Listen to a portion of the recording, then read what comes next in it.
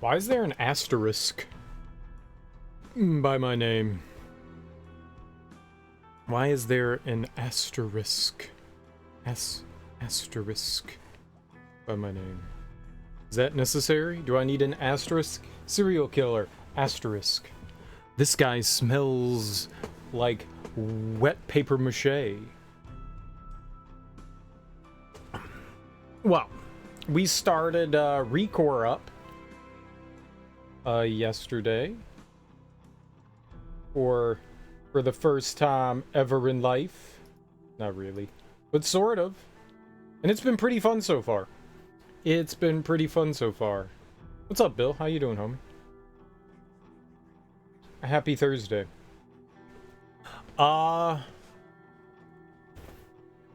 It's an action platformer shooter in kind of like a Zelda style, where you slowly get like some upgrades and stuff and more of the world opens up to you.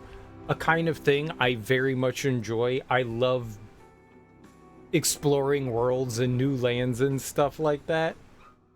The entire planet is sand, which doesn't... It's all sand, so you have like a very similar atmosphere. Well, not atmosphere, but environment the entire time. It's not like you have like oceans and volcanoes and meadows and forests and stuff. It's just sand planet. So you've confined yourself into like a small box as far as your environment. So what are you gonna do to make sand and rocks interesting? And they do that by mixing in, you know, like kind of interesting like machinery and bases and stuff like that. It's interesting so far. I like it. I think my only real complaint right now is the fact that you can't hot swap your characters. In a lot of games, Zelda style, Metroid style games, is that you have your one person and they have all their tools at their disposal whenever they want. So when you run across a impediment like a block door or wall or something you need to climb, as long as you have that ability on your person, you can do it. Now, sometimes you have to change out your equipment, but you can do it. You don't need to worry too much about it. My problem with this is that it's kind of like Donkey Kong 64, where you have like a bunch of different Kongs, but they can only collect their own colored items or do their own colored acts. So, okay, you need to get up this really steep incline, you need Lanky Kong, so you have to go find a hot swap box, you know, a barrel, and change out your Kong to go get Lanky Kong to climb up this hill. But oh, you got up to the top of the hill, and it turns out you also need to have Baby Kong, so you need to go find another, I forget the clunky Kong. It's not Baby Kong, he was the thumpy dude, whatever. Trixie, you know?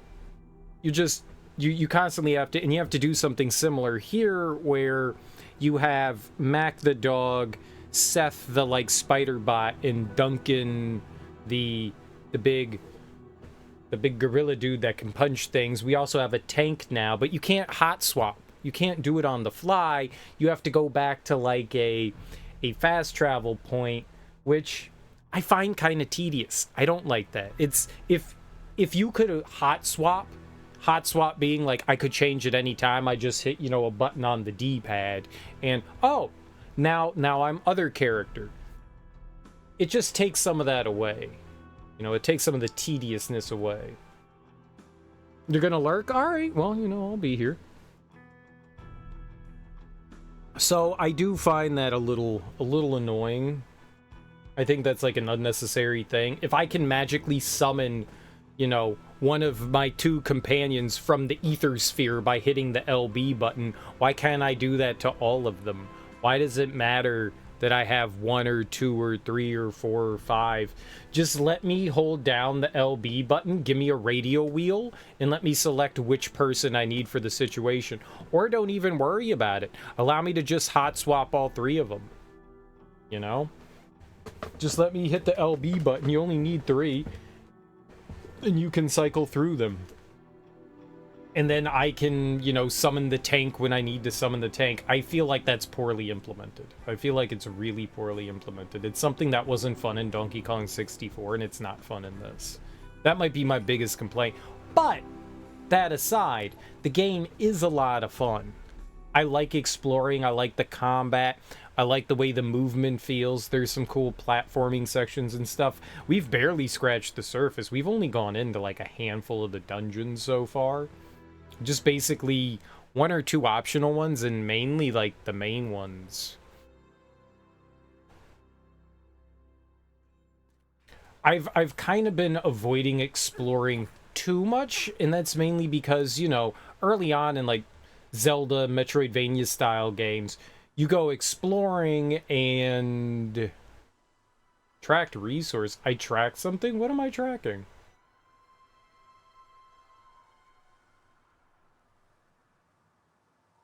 You go exploring and you constantly like meet yourself with like dead ends, like places you can't continue on because you don't have an ability. So I kind of like to try to avoid some of that super early on.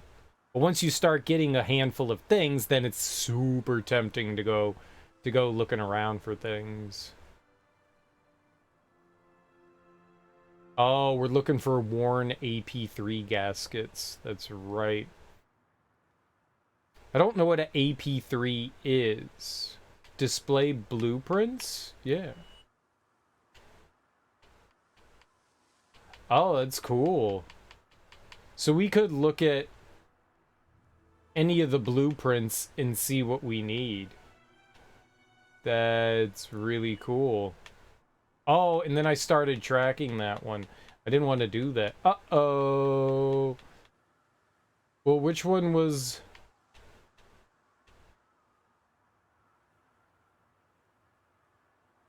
Which one was the one that I wanted, though? It was one of the auric ones.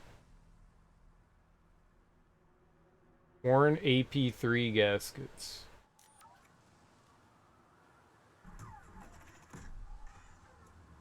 No, don't go doing that.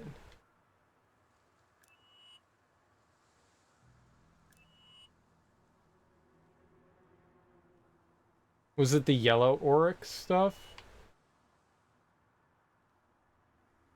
They all need AP3 gaskets. Maybe it was yellow auric? Whatever. We need the AP3 stuff anyway, so I guess it doesn't really make a whole lot of difference. And the map said that they are literally everywhere. Okay. Well, it's back out to go exploring around the world. It's just an enemy drop. It's a drop from enemies. They said specific enemies, but pff, I don't know what them enemies is. I don't know what them enemies is. Y'all know what them enemies is? I don't know what them enemies is. It's an angry goober. I don't know that I can fight those. They don't have a level. If the enemy doesn't have a level, I don't think I can fight them. Orange Stinger. I'm not quite sure who that's for. Yeah, I don't think I can fight them. Resist. Resist.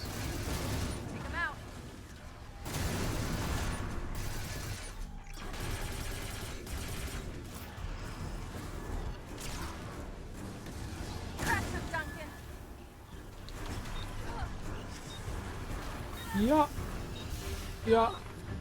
Mm-hmm. Mm-mm. Mm-mm. Mm-mm. We made a mistake. Sorry, Duncan. This is not my fault. It's not my fault that my friend died there. Why is everything over there so powerful?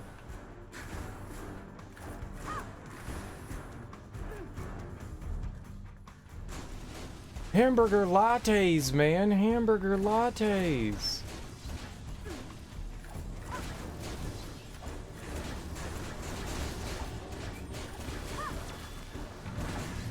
It's cereal. A hamburger latte is not a real thing. Says who? Says, oh my god, there was a treasure chest up here. I am a genius. What have we here?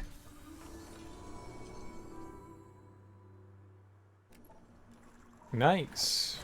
More stuff for our dog form. The dog form is by far the best companion that we have so far, but we don't get to use him now because he's basically worthless. Like, why is dog worthless? I know, it makes me feel sad too, but the only thing the dog can do is smell things. And we don't need the dog to smell things. There are 2 objectives.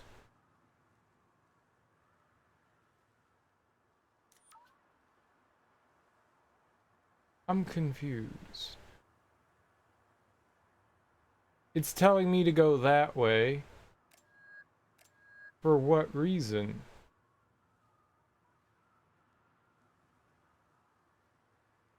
I'm gonna go over here. Let's just go towards our actual objective. Everything over here in this section has a giant skull on it, which means I can't fight it. So that's a no-go. That is a no-go. That is a no-go. Unfortunately. It is so bright. Like, staring at this screen hurts my eyeballs, but the dark areas are, like, unseeable if I, like, lower anything. Yeah, we can't go over there. Wow. Man. Okay. I don't know. They're so far ahead of us in levels that we're not allowed over there. That's crazy. I don't know how many levels that is, like 10? Maybe their max level? I don't know. Oh, hey, look. I found a little dude. Where are you going? Bye, little guy. It's cool. Loved you. There's the E-Tower. But how do we get there? Duncan says we could go through the Warren. You mean the E-Turner refinery? According to Duncan, it belongs to Victor now. Well, it won't belong to Victor for long. Come on.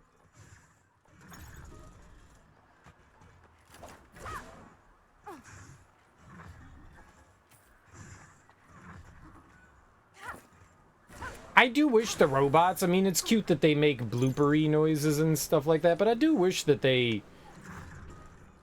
communicated in English. You know, robot noises are cute and shit, man, but...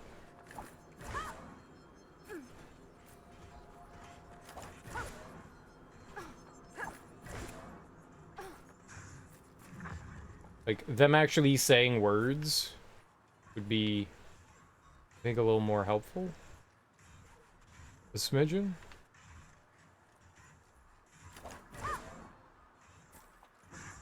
Cute boops and beeps are cute boops and beeps.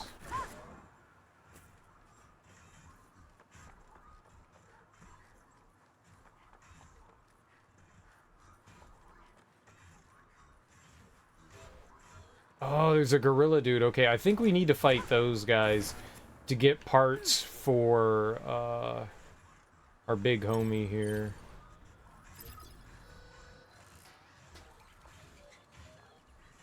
So, down we go. Ow. Oh, I see you. You think I don't, but I see you blinking over there. I think we just need to find one more.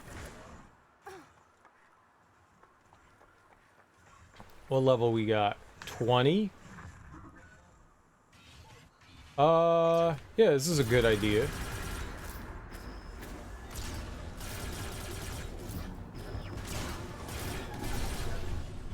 Duncan, let him have it.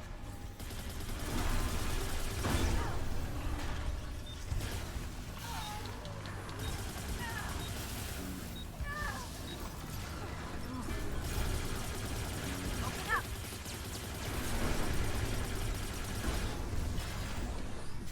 I'm gonna take your balls.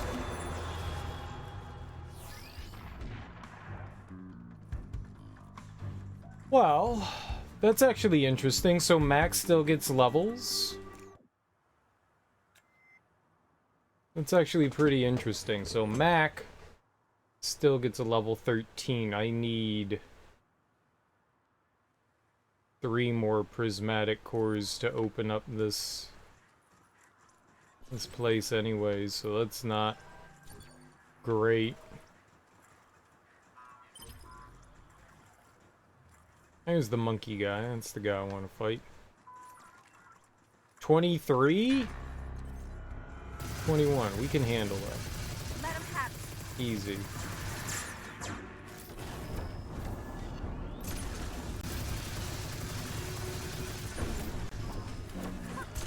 Let him have it, Seth.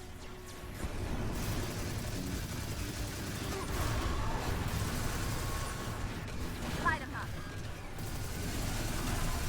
I would like to target the other guy. Oh, is he dead? Okay. My bad. What's up, Don? How you doing, homie?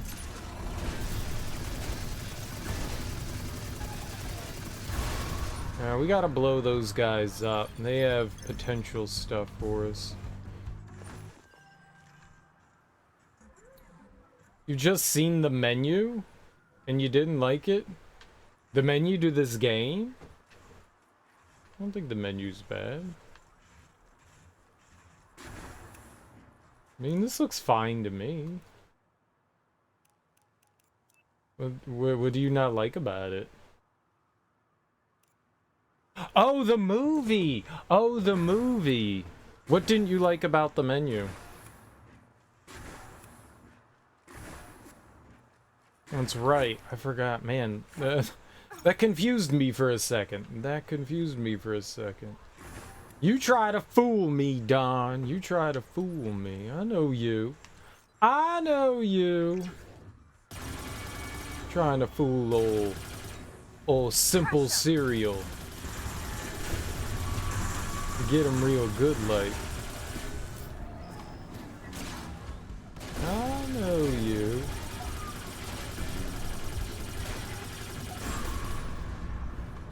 Trying to confuse simple cereal. That's the name of the game, to be perfectly honest. Yeah, what didn't you like about it?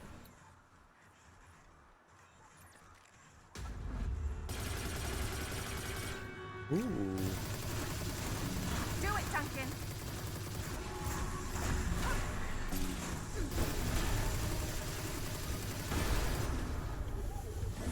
Got here red. We have some Duncan.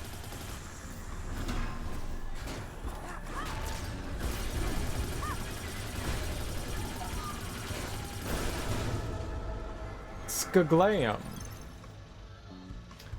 Yeah, we're not getting what we need, though. We're getting a lot of canine stuff. I don't need that.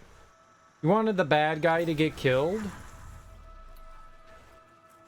That's why you disliked it?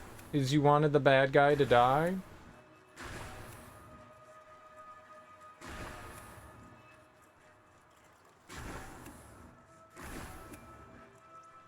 That could definitely make a difference in your enjoyment of a movie. That could definitely make a difference in whether you enjoy a movie or not. Open up, Seth.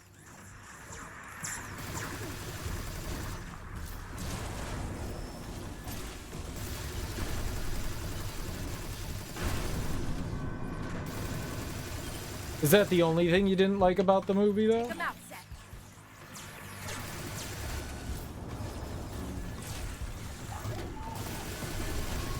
Get him.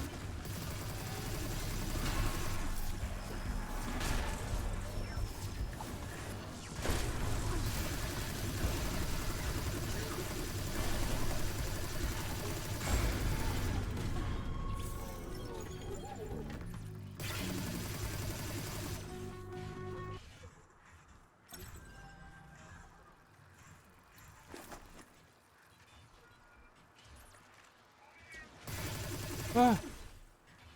The hell? Is that a good thing or a bad thing? You didn't like the ending of how they all died? You thought it was horror? You think it looked good in 4K? Yeah, it's not really a horror movie. It's more of like a psychological thriller than anything else, for sure.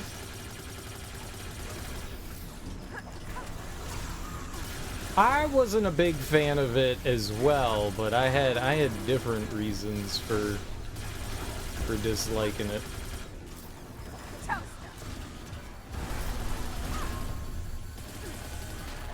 God, I really don't like how we switch targets. Like, I want to target one very specific one, and the game's like, hold on, you meant this thing you want to target? No, I did not mean that thing I wanted to target.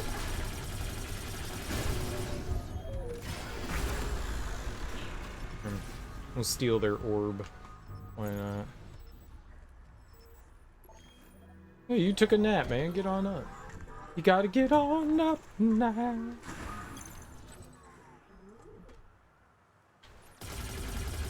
I thought the movie ended up having the opposite effect of what they intended.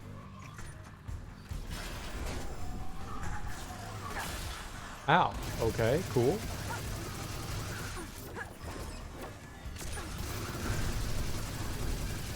The movie is supposed to be a critique about how pompous the foodie crowd has become and the elitism of all of it. It's supposed to be like a strong critique on that, but I found that it ended up falling to, or failing to, the same things that it was trying to critique on. It also became pompous in its own way, and I did not like that. It kind of like held its nose up and look down as well, and I don't enjoy that. I don't enjoy that. The ending to me was very, very pretentious, and the movie was supposed to be about anti-pretension, or being anti-pretentious, and itself was very pretentious, and that in itself kind of bothered me.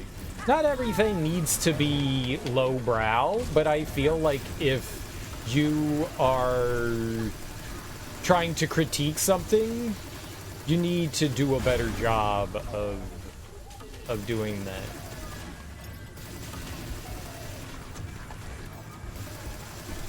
It fell into the same trap it was trying to make fun of. I think the acting was solid. I like Ray Fiennes. I thought he did a really good job.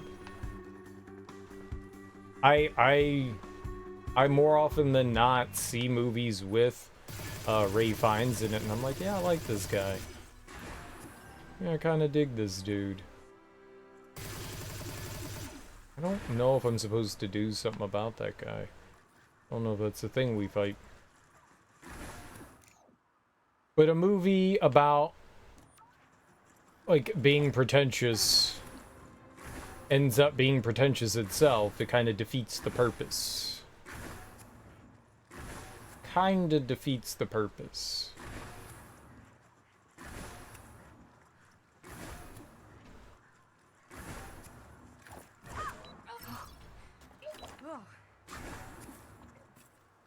You know.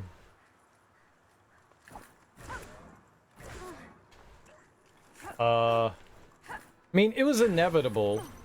Everyone was going to die regardless. That was the culmination of things. They tell you that's going to happen at the beginning of the movie. They're all going to die. Well, maybe not at the beginning, but they tell you that very early on, that they're all going to die. I didn't realize that the main actor, the guy in it, the one that takes Anya Taylor-Joy along, he was the kid from Incredibly Loud and Incredibly Close. Is that it? Incredibly Loud, Incredibly Close. Incredibly Loud. Right? Is that what it was called? And extremely close. Incredibly loud and extremely close.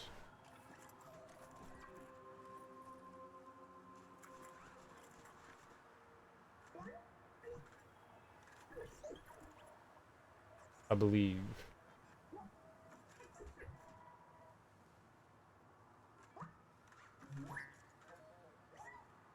I was trying to look for the cast there. I think it's the same dude. Because he was the guy that was in, Oh, what was that? No, it's not the same kid. That is not Thomas Horn. What was that guy in? He was in one of those movies. Menu. It wasn't that. Menu movie. It was another book based on, or a movie based on a book that he was in. He was in, Nicholas Hoult. He was in, God, that horrible vampire movie with Nicolas Cage. Renfield. Ugh.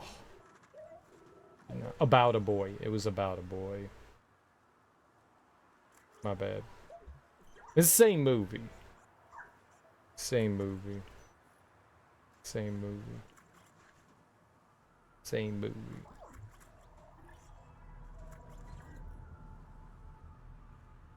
About a boy wasn't too bad. That wasn't too bad. Hugh Grant, that guy kind of just like disappeared, didn't he? That was based on a book, right? I could have swore that I read the book. Yeah, novel of the same game. Nick Hornby, yeah.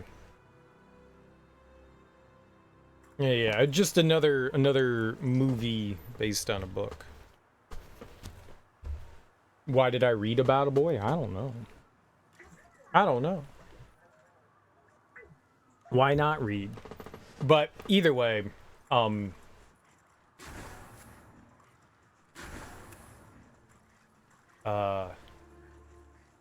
know, you have different stereotypes of like the foodies. You know, the rich people just being there because, you know, they're tech entrepreneurs and they're just doing it because they can. And then, so, well, I mean, in some small way, same with John Leguizamo. But then you have, like, I guess all the wealthy people are kind of doing it for the same reason.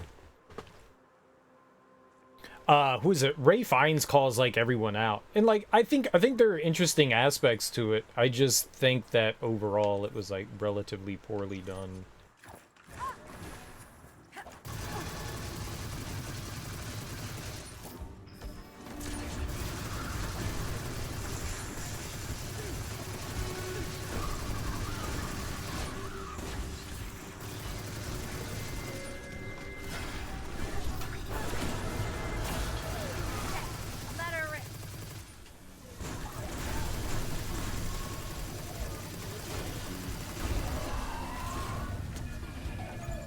You know, it's a really easy thing when you're critiquing something to fall into...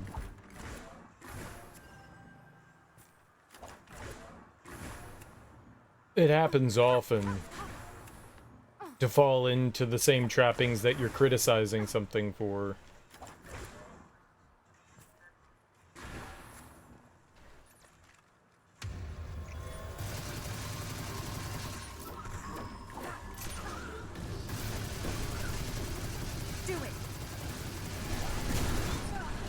Becoming hypocritical. Duncan, take him out. What is the thing that's launching on me here? Let him have it.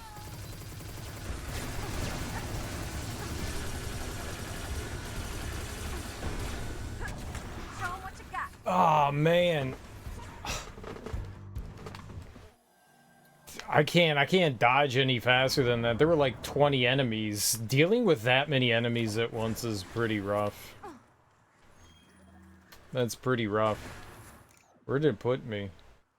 Back over here. Not great. I don't know where I am. Or where I was in reference to that.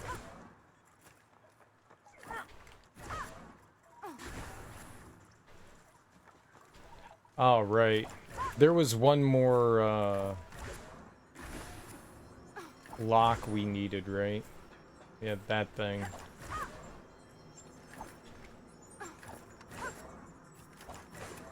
A little dude could be anywhere.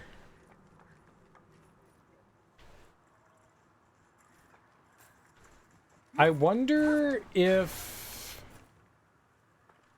Mac identified stuff for you. I wonder if that was like his thing. Is that like when you run across things he identifies shit for you? Like he's saying like, oh, I found something, oh, I found something. Maybe that's why he's barking all the time. I didn't think about that, but it's, I guess, within the realm of possibility that that's what he's doing.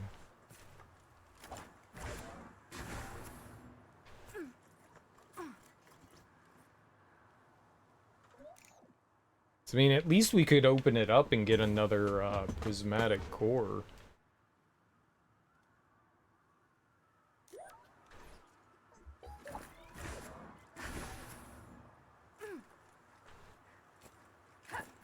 And they're usually in an area around where, I don't know how big the area is, but they're usually in the area around where the plugs are.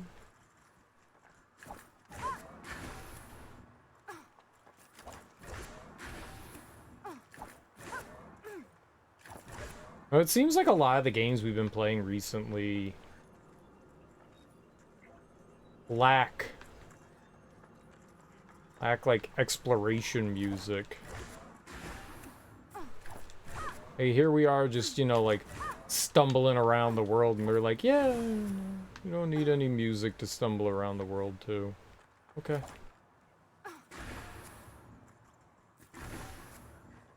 Maybe we do need Mac to help find stuff.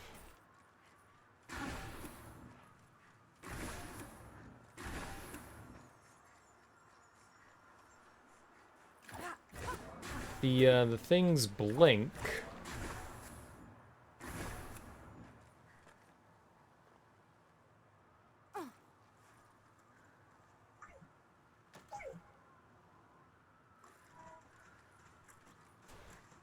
I think I saw something over here, but maybe I didn't.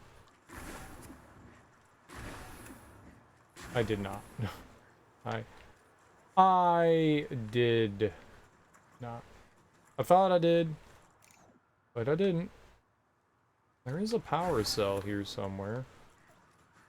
Maybe you just get in like the general vicinity of something and then it tells you it's there.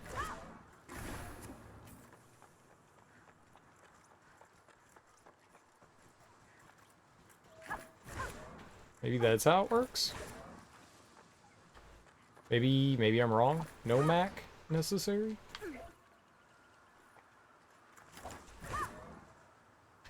Would like to get up there otherwise, though. Any items? That might have been it, though. Might have been the one power cell we were looking for. It looked like it flew off in that direction, and it does look like it's landing in there. Alright. Well, I mean, even though we can't get in there, we'll get another prismatic power cell. At the beginning of the game, there was a dungeon that needed 75 prismatic power cells. It's quite a few. I only have 13.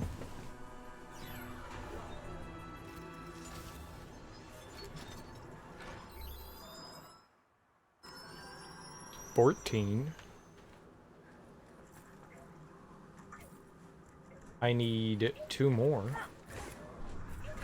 We could definitely find more now.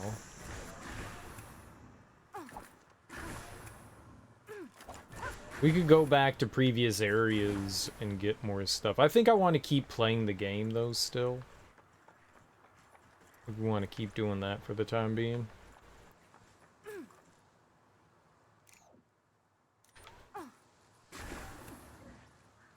Like moving along with the main story.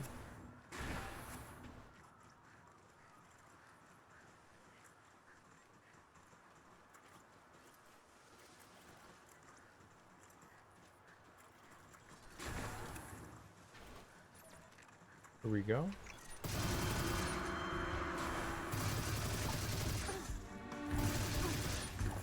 Set, get him.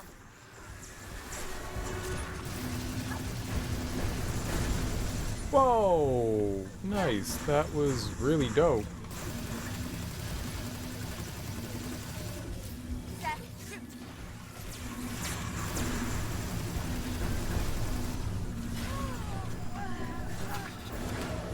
Sweet. He was in X-Men First Class, really? Who is he in the X-Men movies? I don't actually remember him in those. He's been in a bunch of stuff. I had no idea. What's his name? Nicholas Hoult. The blue guy? Oh, he was Beast? Really?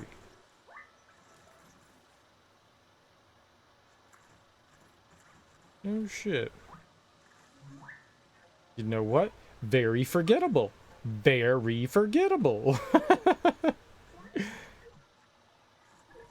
Very forgettable. That was 12 years ago. He was just in his early 20s, man. Yeah, I don't remember. I don't remember him as that at all. At all. Beast does not play a large role in the movies. He's just kind of there sometimes. It's like, all right, yeah, Beast. I like Beast. Beast used to be one of my favorite X-Men. Used to be.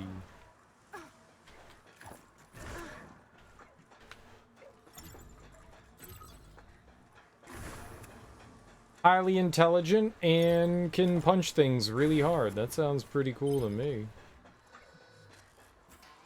Oh. Okay.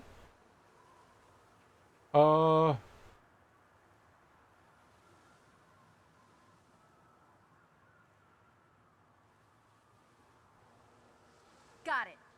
Huh.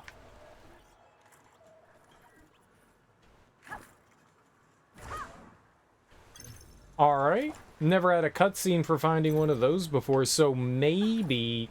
So this looks like part of the body. This was a hand. Maybe that was like the head over there? There's an audio log down there. Maybe exploring these other, like, giant robot parts will lead us to... More of those? I don't know. Purple iron tusk. I think that's for the skeleton? Yeah, spider legs. Yeah. I think it tells us, like, what the blueprints are for.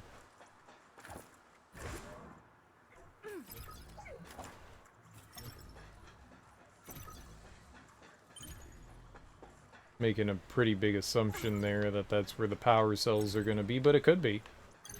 Ooh, more AP gaskets. We need worn AP gaskets for what we want. Worn. We've not found many worn. I could disassemble something, though. No, stop targeting him. No, I just want to look up. There we go. You get like a slight... Ah, I guess it's not... Yeah, it's a little bit of a zoom in. Alright. Guess we're dropping down then. I thought those X-Men movies were... okay? They weren't horrible, but they weren't great either.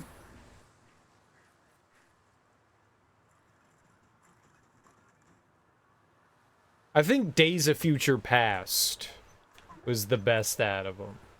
I really like Days of Future Past. Balanced or not, the cores would be pretty worthless if they just sat around all day. I needed to pair them with another invention, something that would turn them into the construction force Far Eden needed. It turns out, the personality data at the heart of each core was really flexible. They quickly adapted to the frames another Mandate scientist had designed. Combine my cores with his frames, and bingo. That's how the core bots were born. The first one we made was the K9 type. Great for search and survey. Always eager to blaze a trail.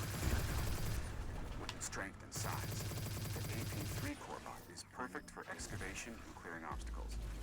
The SPDR, nothing better for doing tricky, high-altitude work. For material and personnel transport, the T8NK can't be beat. And the FL1R is the ideal surveillance platform.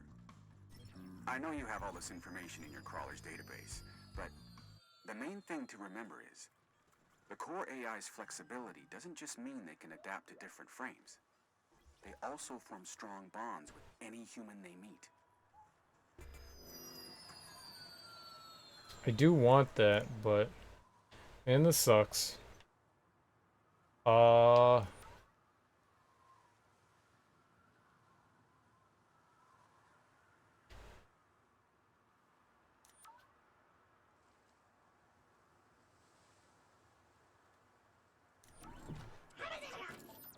Great.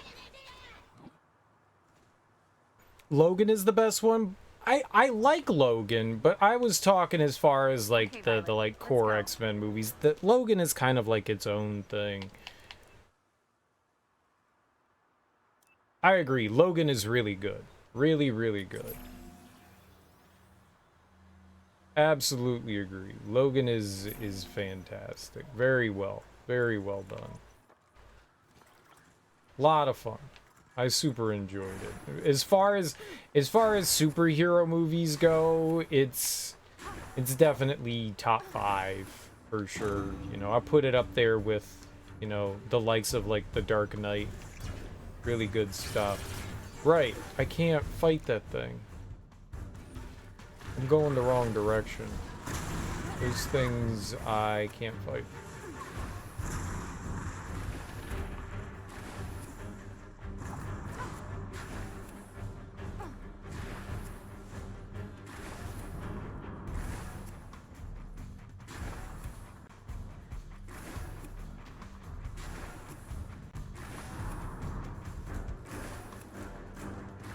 You know, it's... Logan does something different that the other X-Men movies could never do. You know, Logan reminds me a lot of... So you've got in comic books, you know, you have like the main series of comics, right? And you have, you know, like the X-Men and Fantastic Four and the Amazing Spider-Man, you know. You have their mainline series. But every once in a while they do those, like, one-off, spin-off series. Like, there's one about Wolverine where it's like a what-if scenario. And it's actually really nice. I forget what it's called, but Wolverine's in feudal Japan, and it's drawn with watercolor. It's beautiful. But they're like a one-off series. They're like 3 or 4 comics that tell like a concise story that you really wouldn't get away with in the mainline series. And that's kind of what Logan reminds me of, is that, sure, but it's not Wolverine, it's not the X-Men, it's kind of like its own sort of like what-if type scenario kind of movie. And it can get away with a lot more, and it can tell a more personal and heartfelt story, whereas you're not gonna get that in like the X-Men movies. One, the X-Men movies is like the Avengers, where you have to focus on like 30 different characters. You've got Professor X, you've got Wolverine, you've got Rogue, you've got Storm, you've got Cyclops, you've got Jean Grey, you've got like 20 different characters that all need to have their own bits and parts going on at one time. So that already makes those things kind of difficult. When you have like the one-off character thing, whether it's Spider-Man or Wolverine, you know, you get to tell a little bit more heartfelt story. Now, that also is not completely true, because look at the other Wolverine movies. Those movies are absolutely atrocious. So I don't know. I think at the end of the day, I'm a hypocrite and I don't know what I'm talking about. But I think that that one worked really well because, well, it was well written, but it went places other superhero movies won't go. And it actually allowed Wolverine to be Wolverine. Wolverine was hamstrung by the PG-13 rating. And them allowing more creative freedom with just being like, just do whatever you want, allowed that movie to really like blossom and be something special. It's one of those movies that you wonder how it got made, to be perfectly honest. Because, alright, yes, it's a critical success and it was really well done and it's hailed as one of the best superhero movies, but it doesn't fall in line. It doesn't follow the formula of the other superhero movies. And I think that's what makes it special, is that it didn't fall in line with those. It does its own thing, you know? It kind of shows, like, these two older, failing heroes, and it gets a little more personal. And I think that's why it's successful, though. It gets very personal. They did a great job with it, and it was a great way to send off Wolverine. It was a great way to send off Wolverine and just be like, "Yep, this is the end of Wolverine. This is the end." Kind of like, this is our, like, you know, thanks Hugh Jackman for being Wolverine kind of thing.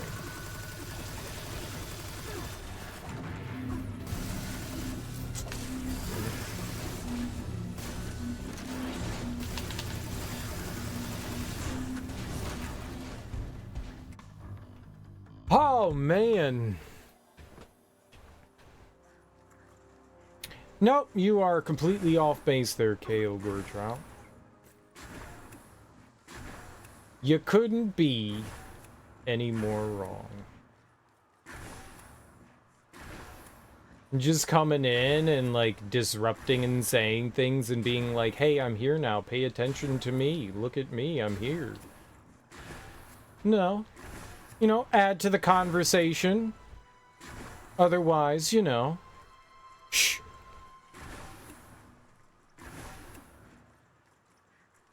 I like his yellow costume.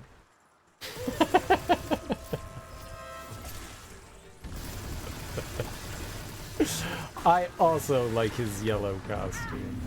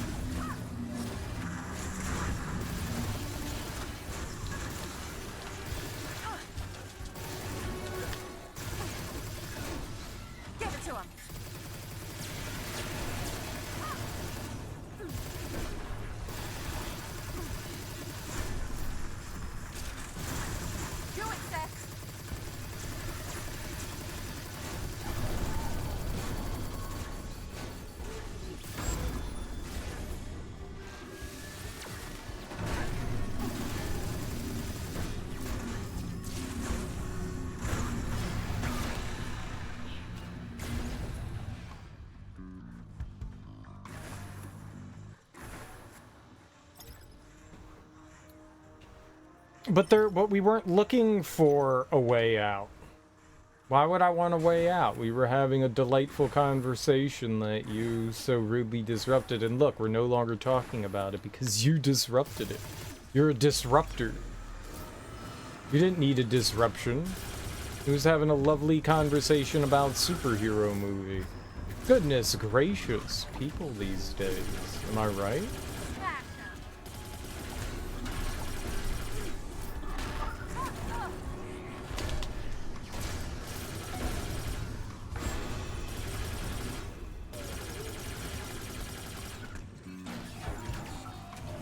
Either way, how you doing, Kale Gortrow? How you doing today? But Wolverine definitely did something exceptional. It took a chance telling a much more personal story, and it paid off. Logan was good. Logan was good. The other Wolverine movies were atrocious. Atrocious. Like, genuinely atrocious. But they did the right thing with that one. Okay. Didn't.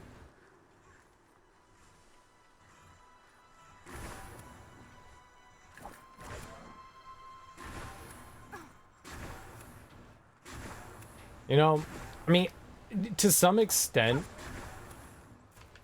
a lot of comic book movies have really shown that, I mean, honestly, comic book stories really, older comic book stories, it's there's always exceptions to the rule, but a lot of the big comics from like Marvel and stuff, the stories aren't that well written and they're not all that entertaining, and that doesn't translate well.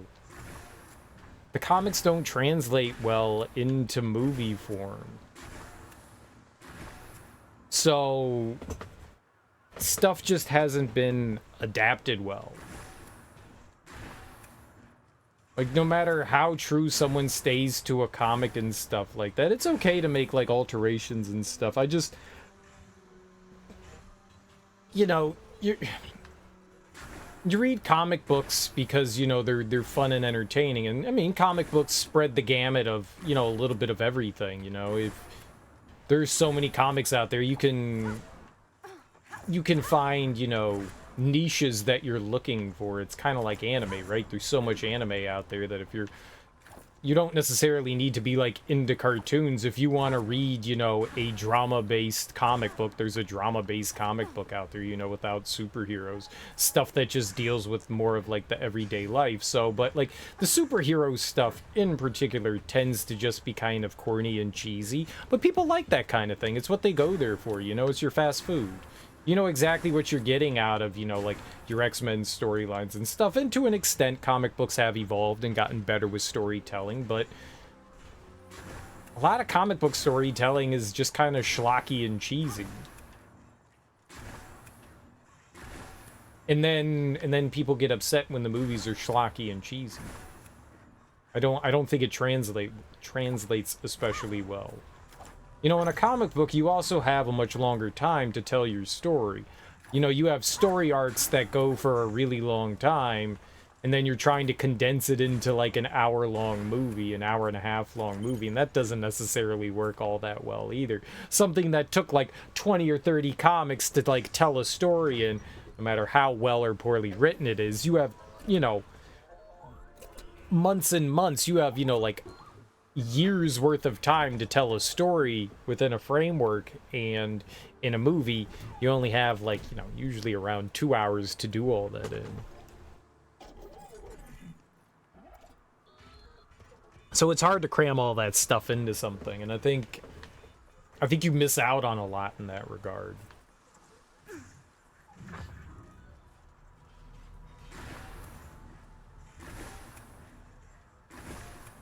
To be honest, now we were in this for a good long while, this so-called renaissance of TV, where shows that like HBO and AMC were kind of showing you don't have to do these like general run-of-the-mill TV shows to be successful.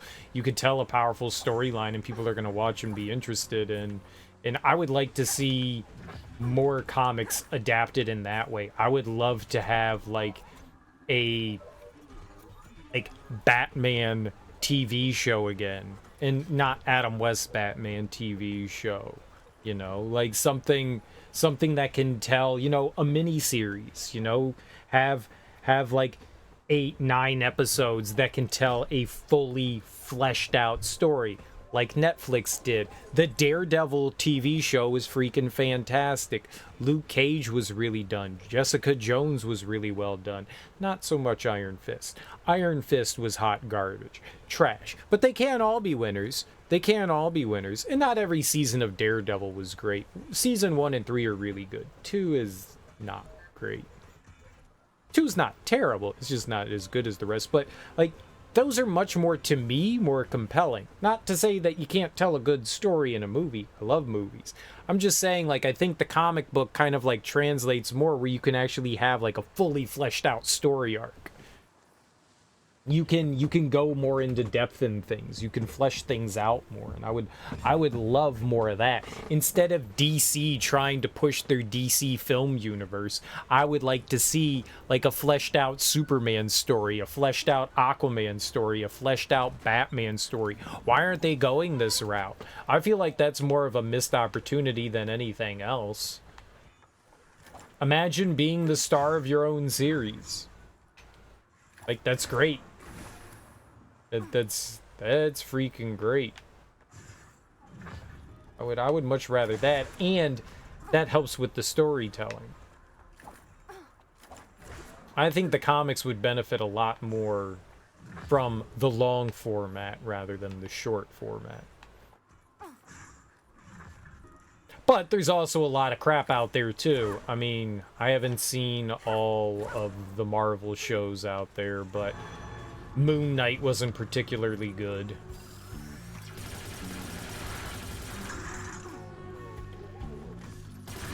Oh.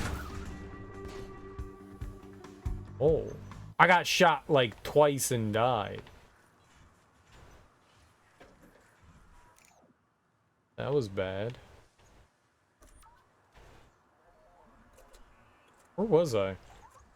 Moon Knight Snooze Fest? I like Oscar Isaac. I like Oscar Isaacs a lot. But Moon Knight was not good. I mean, there's no real, like, going about that one. It was not very good. And, Ms. Marvel? There were bits and pieces of Ms. Marvel that I liked, but I think overall it felt like a really bad Disney TV show. It's the first time that I felt like they Disney-fied the Marvel stuff. That was something I was afraid of, and Ms. Marvel felt like that. I don't know if that was because of like the whole COVID thing when it came out, you know? They were limited with what they could be doing, their production budgets and stuff like that, but it very much felt like, I mean, certainly Ms. Marvel catered towards a younger audience, for sure. But that doesn't mean that it can't appeal to an older audience as well. And it felt like a, I don't know too many of the old like live action Disney shows outside of like That's So Raven.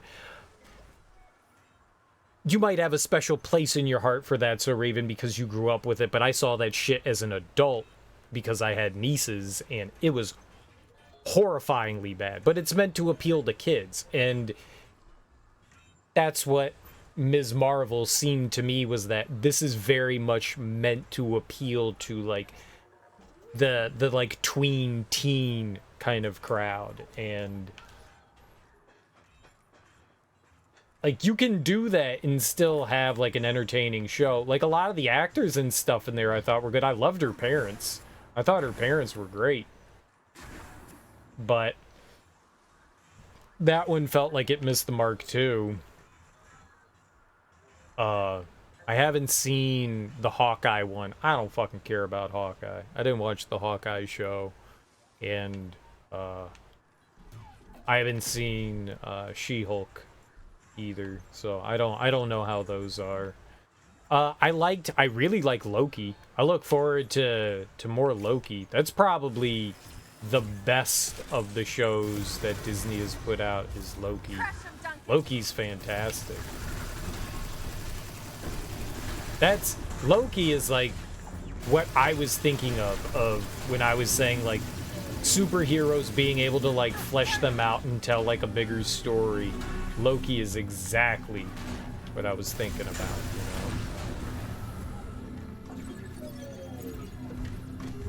That can tell a full story.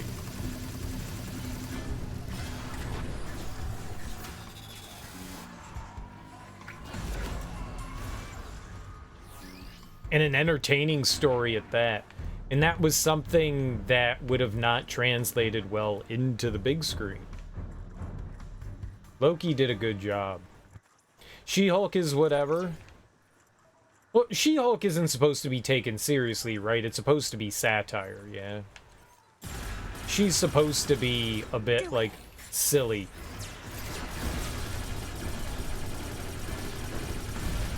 Right? Oh, I did not mean to do that. No, I don't even know if, like, I heard anything about it. Did you watch it, KO Gortrout? Did you check out She-Hulk?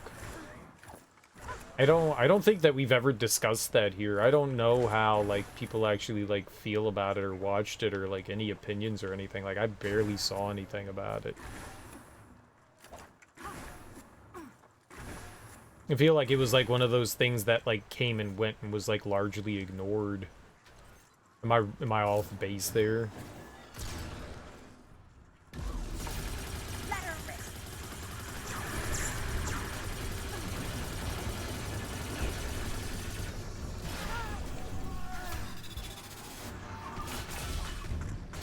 Well, shit.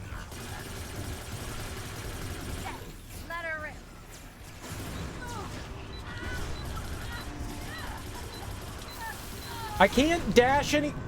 I am literally dashing. Dash to extinguish. I'm hitting fucking dash. I'm not extinguishing. What do you want me to what do you want me to do? Yeah, I was asking about She-Hulk. You actually watched it? You said She-Hulk is whatever, and I asked you actually watched it. I was just curious.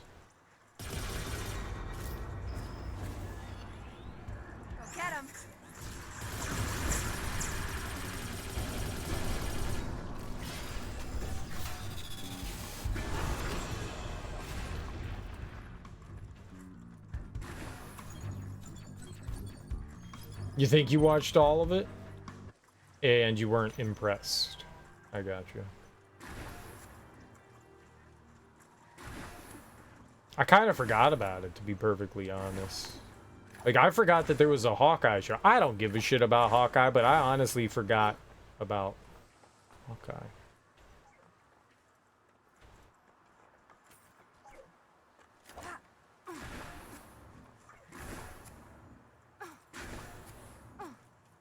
You know, I think Hawkeye could be fine as long as he's not palling around with, you know, like the Incredible Hulk and Iron Man and everyone else. I think Hawkeye's probably could be an interesting character.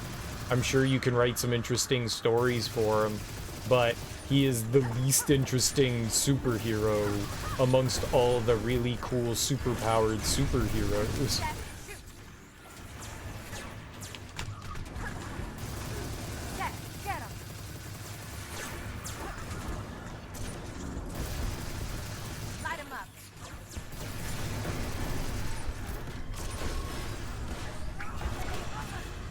Got your ball. You think Secret Invasion, at least the first episode, is worse?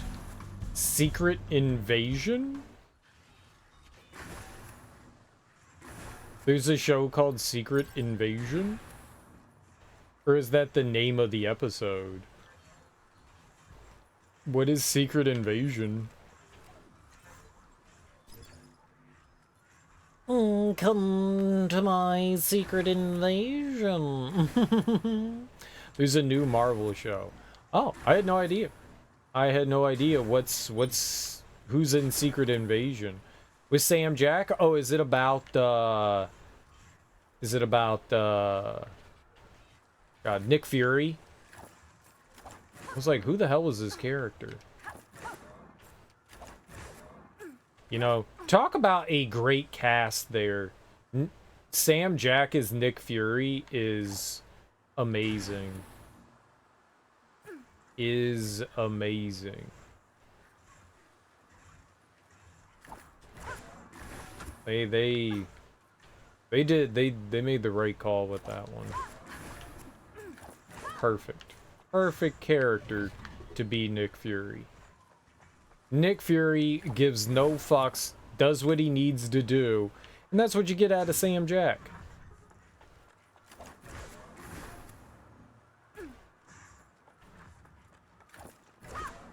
Sammy Jacks.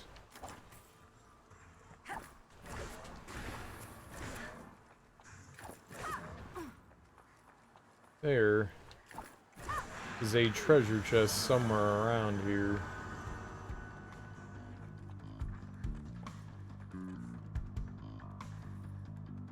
Oh, we up there now.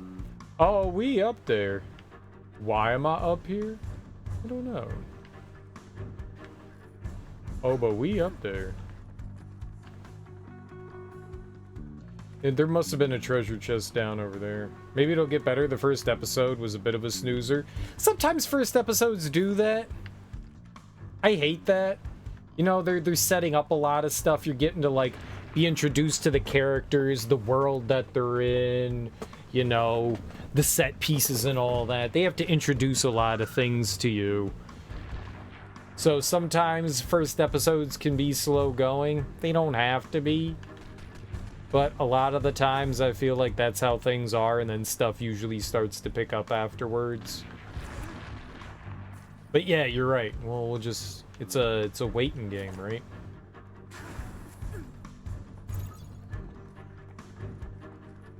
I don't know. I mean, I don't know what the fuck I'm talking about. I'm just, like, jibber-jabbering here.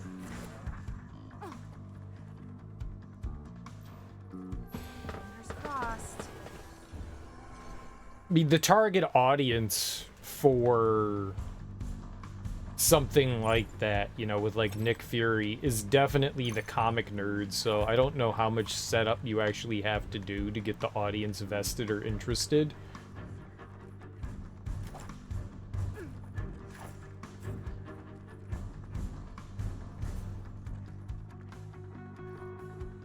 Like, you would think that they would already be interested. Is that a thing I can fight? Yeah, it is. Okay, cool. Get him, Duncan.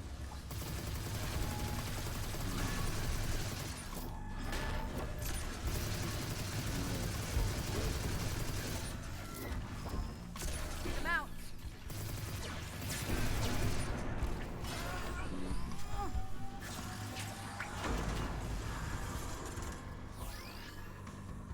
Oh, that had a prismatic core in it. Interesting.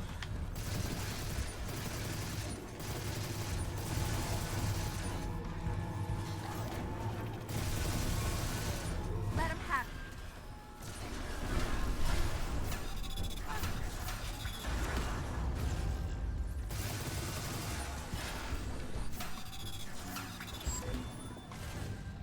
Yoinkers. Sweet. Maybe you just burn out on Marvel stuff. There's no weight to any of the consequences, it seems. Something goes south, then just gets resolved because Disney wants more money. I don't think you're wrong in that. I don't think you're wrong in that. I completely agree. I think that's one of the big problems, is that I think you're completely right. There are no consequences. There are none. Like, you put characters in like, tense-filled, tenuous situations, but you know nothing actually is going to happen to them. So, right, there is no way. There is no way. Oh my god! I couldn't get away from anything there. Holy crap, man. I was getting hit by everything. Smash him, Duncan.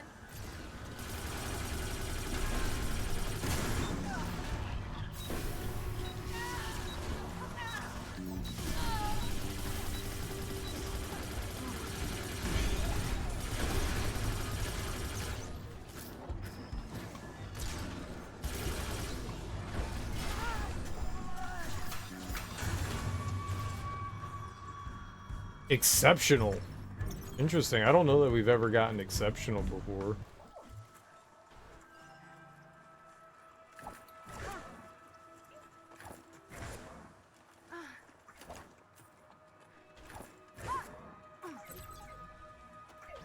I like exceptional. I want to be exceptional.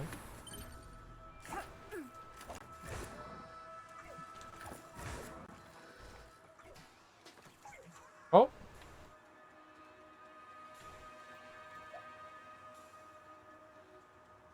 Okay.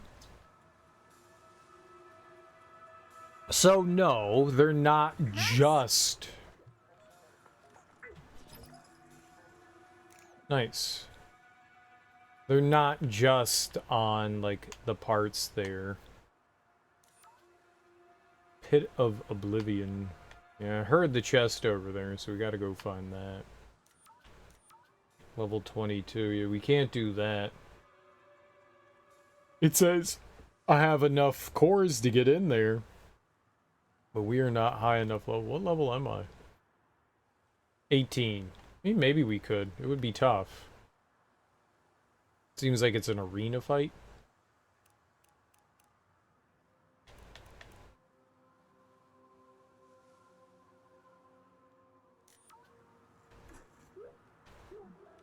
Alright, but we did get more health. I like that. How much health do I have?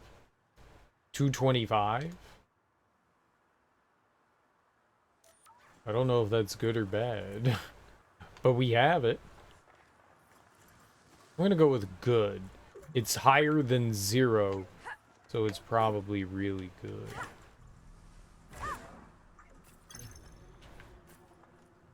Curious how much health I get from those things.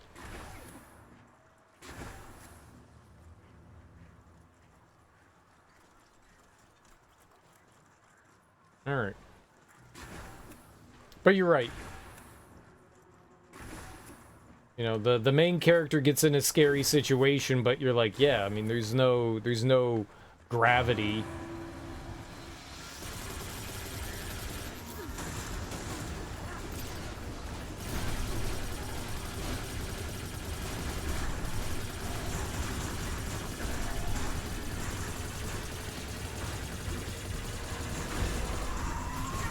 Okay, yeah, don't shoot that guy. Hit him hard.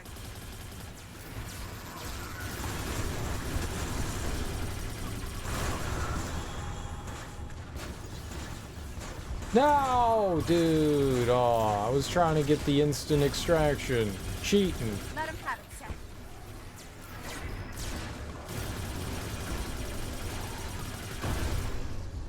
Fine, I'll just take your body parts.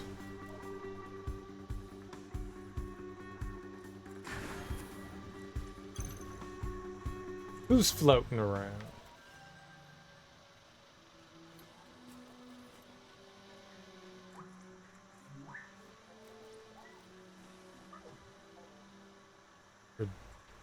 Donkulus.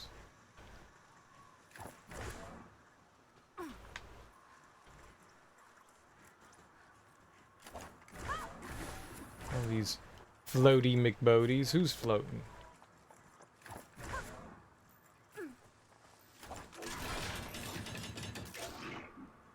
I hate things that float.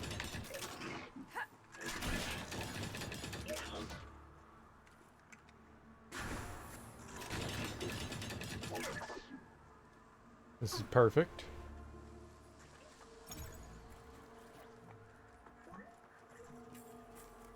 Things that float are gross and terrible. I've been kind of burned out on Marvel things too. Honestly, I wouldn't be upset if they took like a 10-year hiatus and stopped making superhero stuff for a really long time. I know there's a lot of things people are excited for, but I think we've been inundated with like superhero stuff for a really long, for like the past 20 years at this point. And yeah, nobody's really, every once in a while we get the Logan movie or a Dark Knight movie, but for the most part all of them follow the exact same story formula, and it's not that entertaining. It's not that entertaining. Guardians, right? There are a handful of exceptions every once in a while that you go, yeah, that was actually really well done. But for the most part, they really do all fall along the exact same formula. And yeah, it gets a little tiresome after a while. It gets a little tiresome. I keep watching them in hope that, you know, I'm gonna find something like truly special in one of them. None of them, rarely are they just outright bad. You know, you're not like, oh my god, that's like the worst thing, but they're not that entertaining either. You know, they're very just mediocre. And that's really what where the disappointment comes from, is it's just mediocrity. They don't do anything special. They don't do anything like outright bad or offensive. But they don't do anything great either. You just sit there and go, yeah, it was fine. It was fine. Turn up the heat.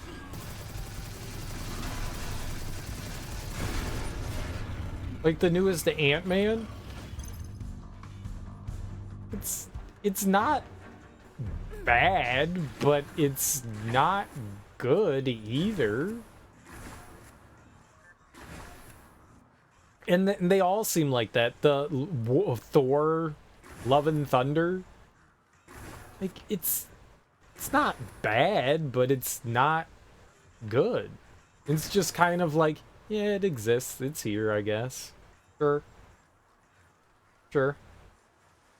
Guardians, same formula, but funnier.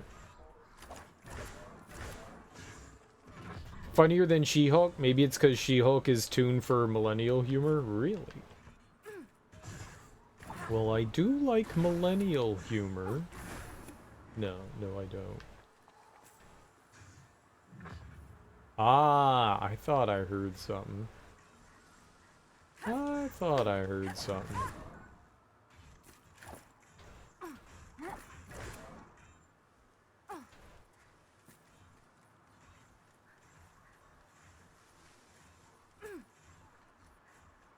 Alright, yeah, we're just gonna have to get back up top over here. Okay.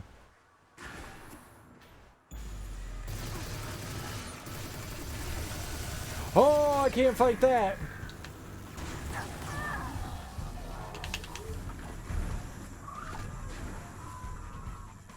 Oh, no, I can't fight that. I cannot fight that.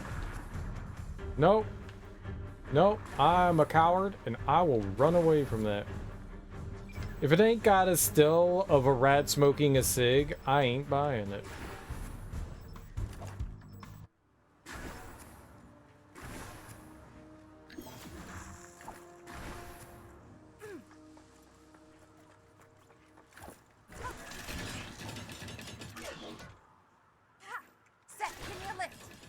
Yeah, but I think in the large, for the most part,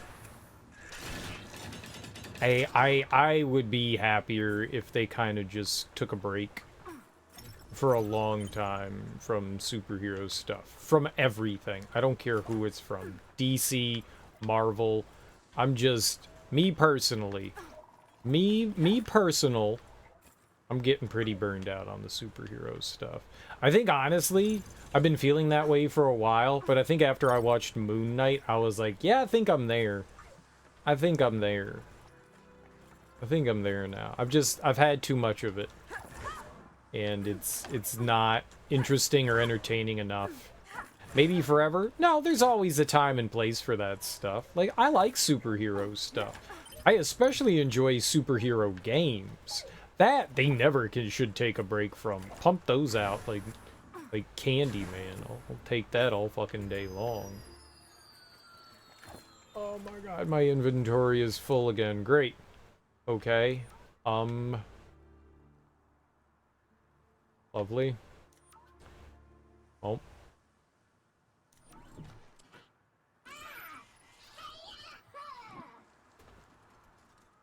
There's no reason for us to have inventory management in this game. There's no reason for that. It doesn't really help or serve a purpose. More tediousness. More tediousness. Either way, yeah. I feel you. I have definitely feel more and more burned out on like the superhero thing. I've been feeling that way for a good long while, and I would not be opposed. It makes too much money. There's too much money to be had right now. Like there's a lot of money left out there on the table, and you're not gonna see them giving that up anytime soon. Oh, okay, so they must have just been a certain amount of levels in front of us, because now I can fight them. They're level 25. That's pretty far in front, but we can fight them. So I don't know what the limit is, but there is a limit. Like, what level am I on now? We just got a couple of levels. I'm on 19, so maybe 6 or 7 levels. If you're within the level range, then you can fight them. That's what I'm saying. Like, I still watch them. I still watch them too. And I will probably if they keep putting them out, I'm probably going to continue to watch them as well. But I constantly find myself like disappointed, and even if something could be mildly decent, I think I'm at the point where I think I've put them at I need something truly special and remarkable for it to impress me now, because the standard formula isn't doing it for me anymore. For a while, I was just like, yeah, this is fine. But now I'm to the point where it's like, yeah, I want something unique and special, and we're really not getting that anymore. They have found their paint by color number thing, and the formula, and they've just stuck to it, and it hasn't veered hard from it. And yeah, the storytelling is not captivating enough. The movies aren't written well enough. You know, sure. Like, oh man, the Doctor Strange, the new one. Like, that one wasn't very good. Ant-Man was not all that great. Thor wasn't. Whatever they got with this new gen shit, it ain't working, man. Like, I loved the first Ant-Man. The second one was okay. But Quantumania is basically on the same level as Ant-Man and the Wasp, and I didn't find either of those especially captivating.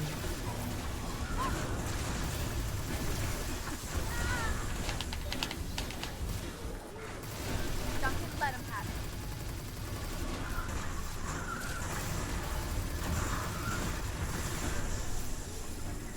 Get him.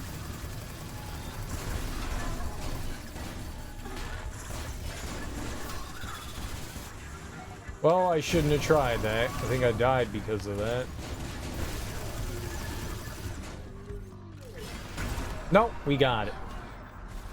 Oh man, that was close. Yeah, I think they got people addicted. Superhero stuff was fun, and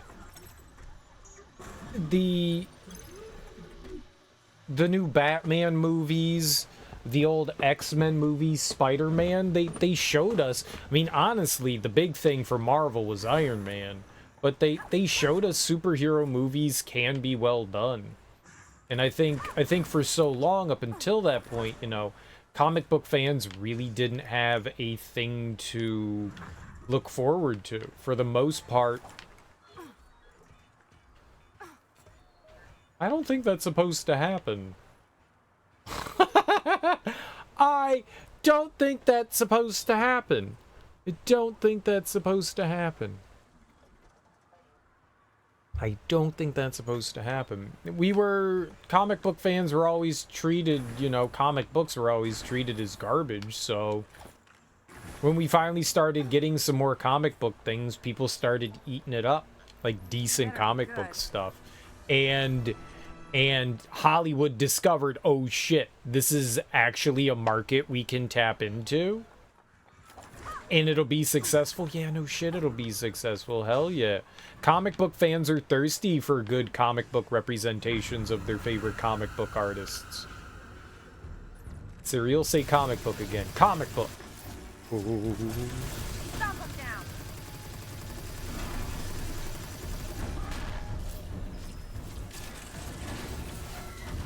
Let him have it.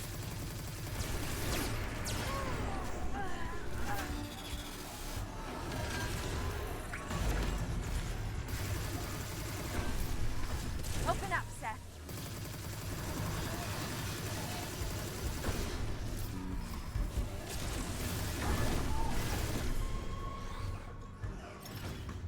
Nice.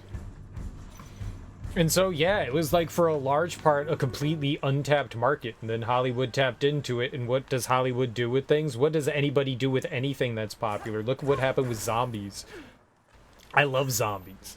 I love zombies, and it was zombie everything for a long while, and I was happy. Like, I was eating my cake, man. I was eating my cake, and I was getting full on my zombie content. But again, you know, it like ran its cycle. Everything was fucking zombie for a while, and it did its thing, and then it kind of burned out. And I honestly feel like we're there with the comic book stuff. Yeah, I really do feel like we've just been flooded with so much comic book content that it's just, yeah, it's overindulgence. We've been eating the same meal for every day for the past like 15 years. I think it's time to take a little bit of a break for it. But the thing is that what takes its place? What's the next thing on the horizon? And right now there isn't like another thing on the horizon. And I think that in large part is part of the problem, is that there's not another it thing that Hollywood can latch on to. That's I don't know what it is. Maybe the vampire will come back at some point. There was a little bit of vampire renaissance for a little while. You know, but that was in the 90s. And then there was like the Twilight True Blood stuff. But it didn't catch on as strong as it might have. I don't know what the next thing is, to be perfectly honest, but the superhero thing is going to eventually start to peter out. I think we are on the decline of the superhero thing. I know Disney just acquired Marvel, and it's gonna squeeze blood from a stone, you know, for everything it's got. But I honestly think we are currently on the decline of the superhero market stuff, which I'm happy for. You know, they'll take a good like hiatus and break from it, but it's gonna start to peter out soon.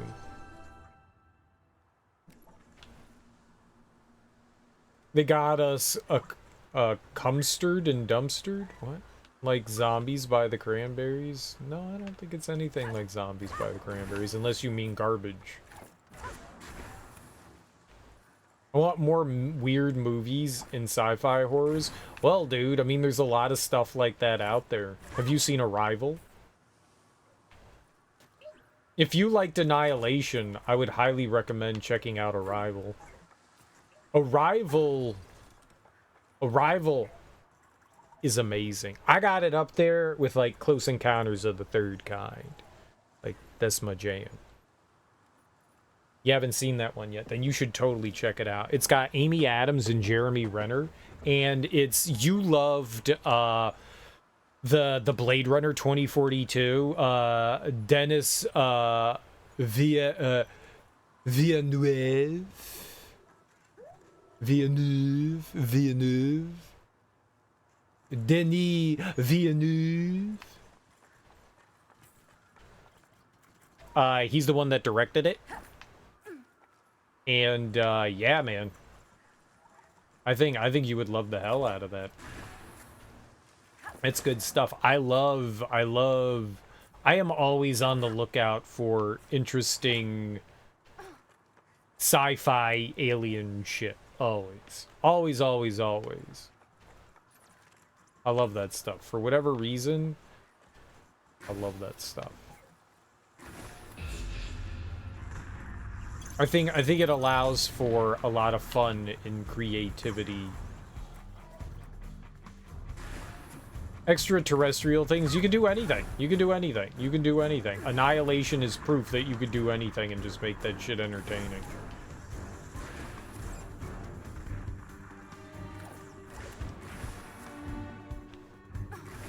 You have so much creative freedom. I don't know what Arrival's been on a bunch of different services over the years. I think the last one that I saw it on was Hulu. I own it, so I didn't have that problem, but yeah. I think the last one I saw it on was Hulu. I don't know if it's still there though. Pluto TV. Oh, okay. if you have an ad blocker, wink wink, it usually gets rid of all the ads on Tubi and Pluto TV. Not that I'm endorsing an ad blocker by any means. You should never and always use an ad blocker. And it usually handles that stuff relatively well. So sometimes a commercial or two might sneak in, but for the most part, it usually handles that relatively well. I would not recommend getting uBlock Origin. I would not recommend that. For your YouTube, whatever needs that you have, your ad-free watching experience not on YouTube. I actually saw recently that YouTube has been doing a better job detecting ad blockers now, which, you know, again, ad blockers were great on Twitch for a while, and then Twitch started to... Most people don't use ad blockers. So it's a small percentile of viewership that actually use ad blockers. Most people don't bother with it. You know, people will put down their phone, go do other things, you know. I do that. If I'm, like, doing shit on my phone, most of the time, like, I'll have, like, Twitch on my phone, and I just have it in my pocket while I'm doing stuff around the house, so... It's not like it bothers me all that much. But, you know, it's such a small percentage of people that use ad blockers. Like, I mean, I guess it's enough of a percentage that it bothers, you know, them, but it shouldn't affect revenue too much. Hey man, corporations gotta squeeze blood from a stone, though. But yes, I would not recommend downloading and installing the Adblocker Plus add-on so that you can have commercial-free viewing on things like Tubi and Pluto and YouTube. I would not. If you're on your phone, I am not sure. I think they're like, you can like sideload some stuff. But that I don't know about. I don't have Android devices. I can't wait for the day that Apple opens up side loading though. They're supposed to do that soon. That must be the entrance. They're supposed to do that soon. Because of EU regulation. Now, I don't know if that's like a worldwide implementation or if it's just a European implementation, but sideloading is great.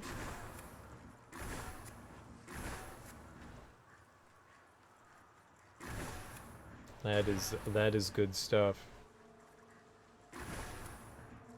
Well.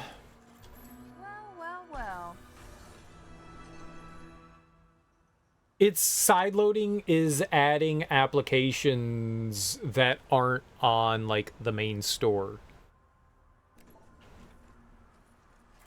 So Android users have been able to do that for like years and years and years, which is why like a lot of people have like emulators and shit on their phone. I think some emulators are on the Google store, but for the most part you were able to like sideload like apps. Yep.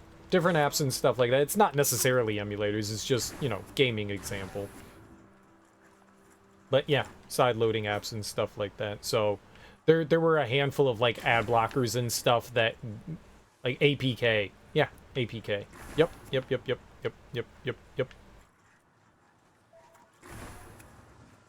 There were a handful of apps that, you know, weren't on the Google store for whatever reason. Yeah. Yeah. So Android's been able to do that for a while, and at some point down the line, due to the EU's laws, they are kind of like forcing the hand of Apple to allow people to finally do that, which would be really cool. I mean, you could jailbreak your phone in sideload stuff, but you don't have to jailbreak anything on yeah, it's sort of. I don't know the technical, honest ins and outs of mobile stuff, to be perfectly honest. I haven't really messed too much with that.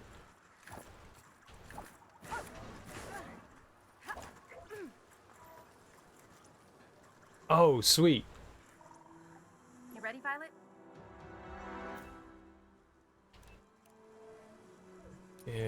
Transfer stash. Hell yeah. Okay.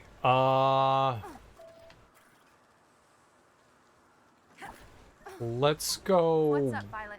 back to our hideout.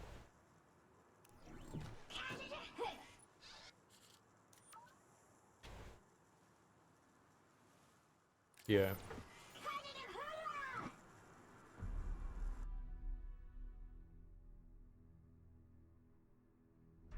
I think the files are APK. I think that's their container.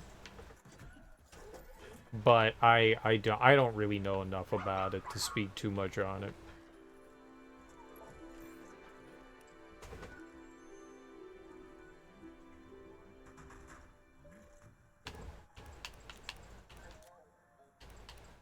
Okay, him.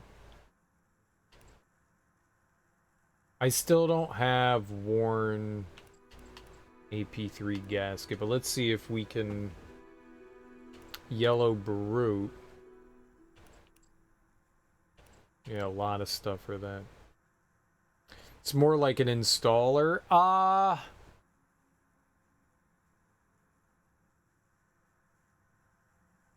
I'm not entirely sure. I'm not entirely sure. I think the entire application is stored within the APK. I mean, that's kind of the way an EXE works, right? You have everything inside of it. You click like the installer, and then it installs everything that you need. But I think you're just installing the APK, and then like it's like maybe more of like a zip file kind of thing, where once that file that can be read by the OS, it then like unpacks it. I'm not entirely sure. That's why I called it a container, because I think more kind of like a zip thing. Let's look it up.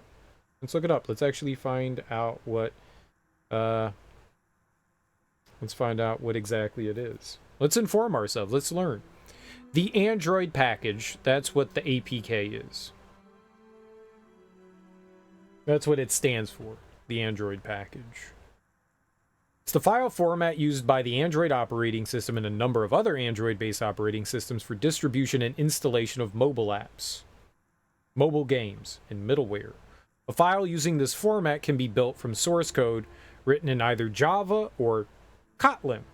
APK is analogous to other application packages such as APPX in Microsoft, .app on HAP for Harmony OS, or Debian package in Debian-based operating systems. To make an APK file, a program for Android is first compiled using a tool such as Android Studio or Visual Studio, and then all of its parts are packaged into one container file.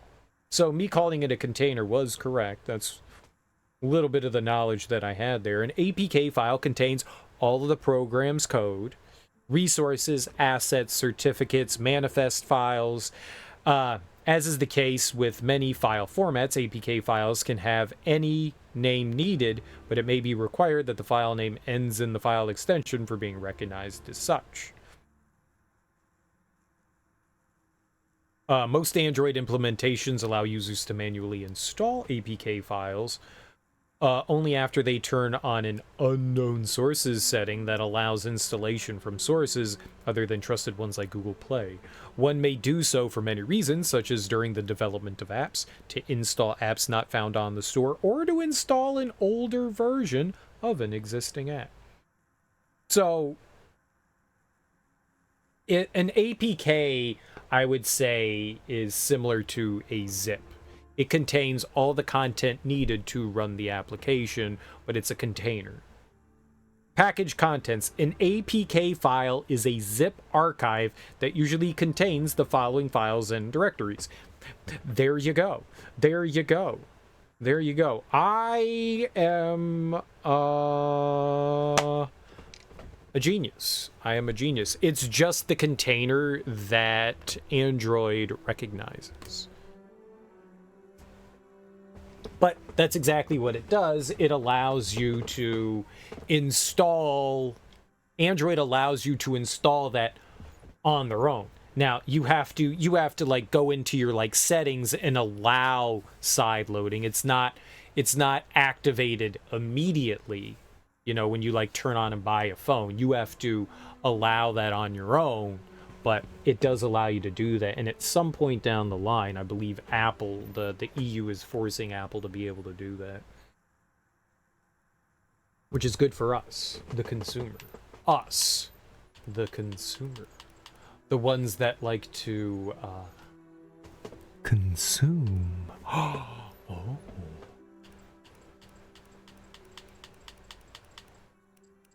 Level 30, damn. Orange. I could make some of those. It doesn't help me, but I could make some of those. I can't equip any of this. This is too high level for him. 20 is still too high level too. 10 is too low, but maybe we could do some of these yellow. That's 17. What level is he? Where did I see that? I lost it. I don't think we can equip level 17. Where did it say what level he is?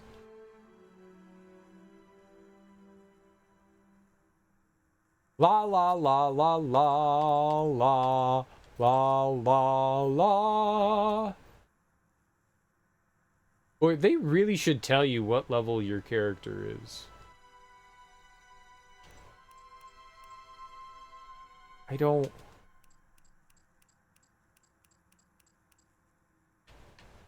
That's kind of fucked up. I don't know if I can equip it or not. What level is he? 17. He's 16. Duncan is 16.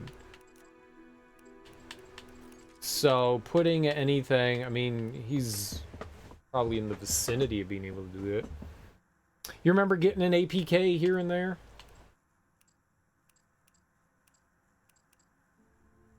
I was looking for the worn AP3 gaskets.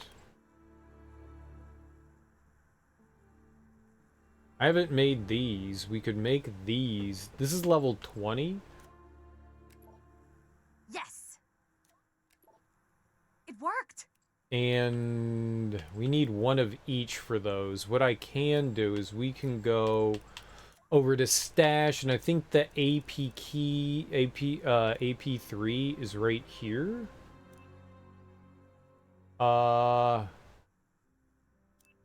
Split.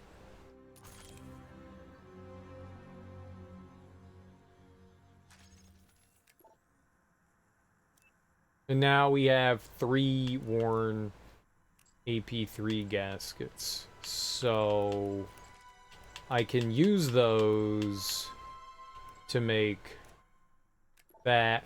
Sweet. And that. Nice. And then in a few levels, he'll be able to equip that.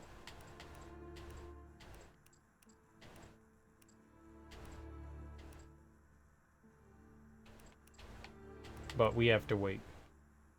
Because he currently can't use it. Because he's a schlub. A schlub.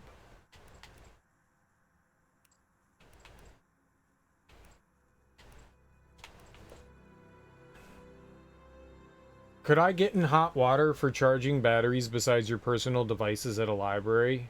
I'm gonna say yes. What?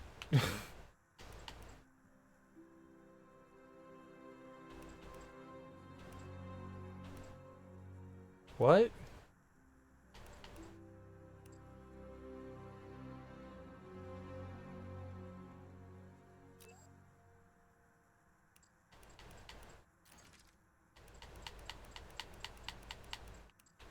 I don't have anything to make those things.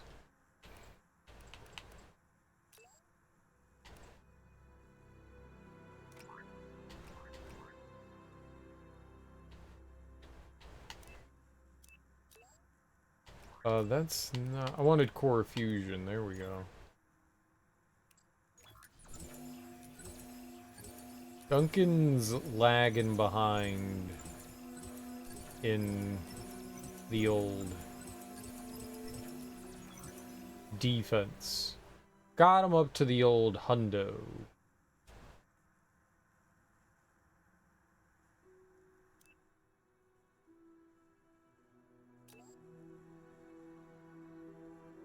Everyone else has so much better defense than him. His frame just isn't that good.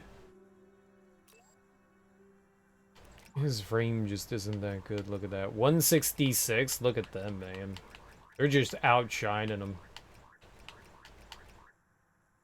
Outshining. Max a monster.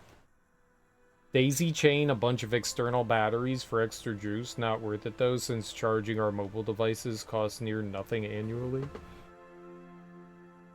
Why do you want to charge a bunch of external batteries? Why are you trying to get weird on them?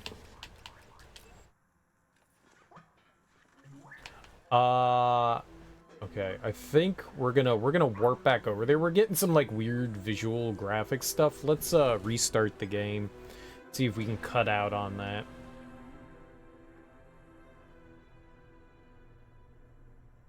Seth and Dunks. Oh, I didn't want to just leave. I wanted to fast travel back to where we were.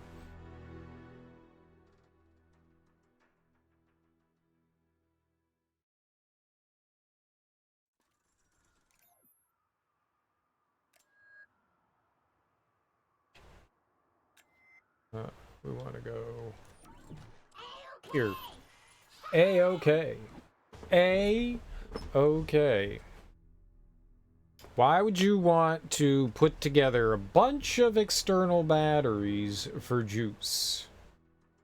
A cup attached to a larger vessel, then you go to fill it at your local fast food joint. Lots of sody pops? What?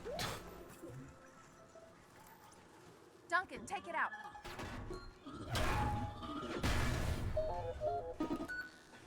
Oh, he smashed that. Hello, game. I don't know what happened right there. Yeah, let's restart it. That was weird. That was some gnarly slowdown, too. Game's doing fine. Yeah, there was something goofy going on there. There was definitely something goofy going on there. Goofy. I don't like it when it's goofy. Goof Troop, the Goofy movie? Was a good movie. Very touching between Max and Goof. Allowing your kid to find themselves. Be who they are. The worst part about the Goofy movie was the whole like rapping sequence. that was not good. That was not good. Oh, a little cringy. A little cringy.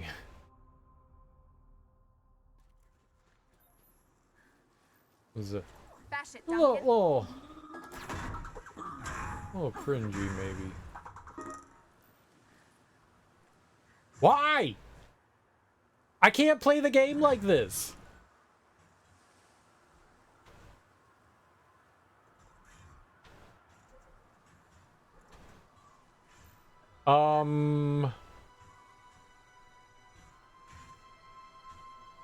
I can't do anything. Like, I literally can't do anything right now.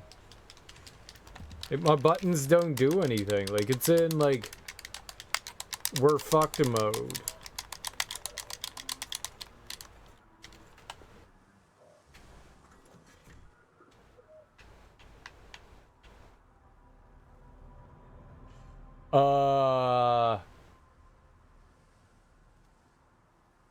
Let's check this out.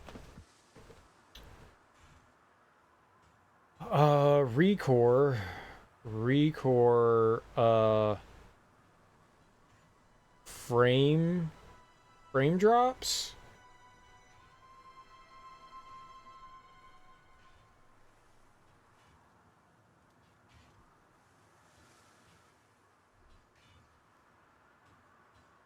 Like, I can't even hit any buttons right now. Like, it's just screwed.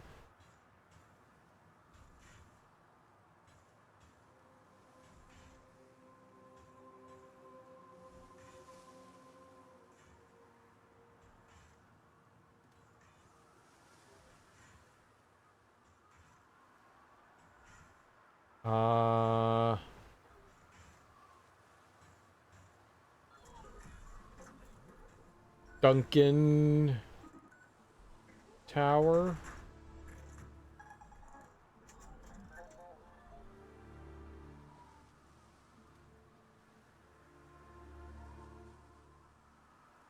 That's not what I wanted.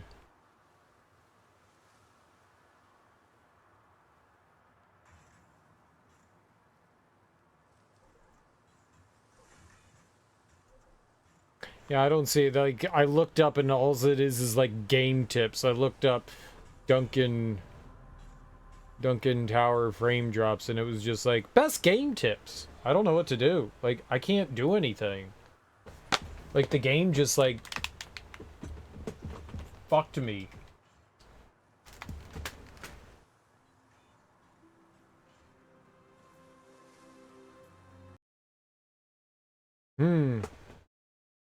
There's something wrong with that.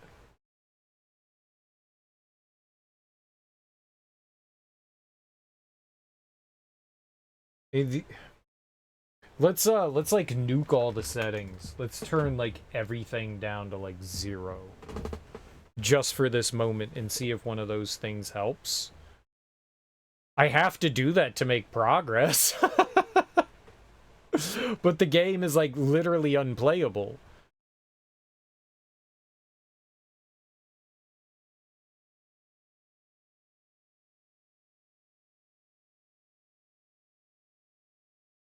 Oh no.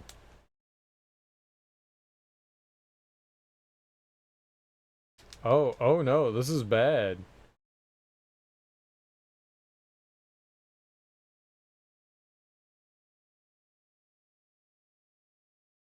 Oh, this is real bad.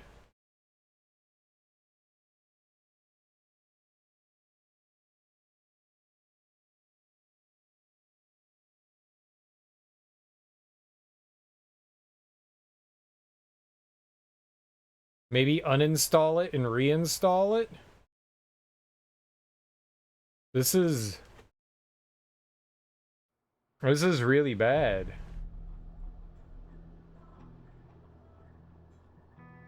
Like, it's now just doing it in the game. Like, the way it was loading stuff. Yeah, look at this. Oh, what the hell happened?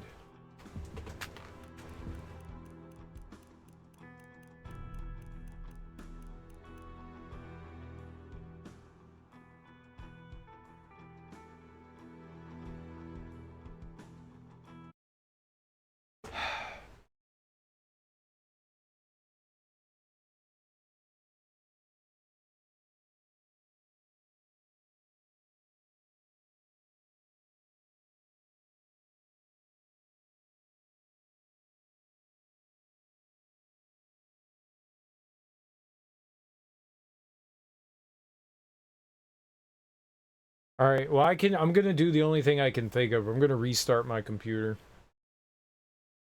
I'll be right back. I get it if people aren't gonna stick around, but I will be right back. We'll keep playing ReCore. Give me like 5-10 minutes. I don't know how long it's gonna take to like get everything back up. Like 5 minutes maybe. It shouldn't take long. It takes like 30 seconds for my computer to restart, but I'll be right back. Sorry.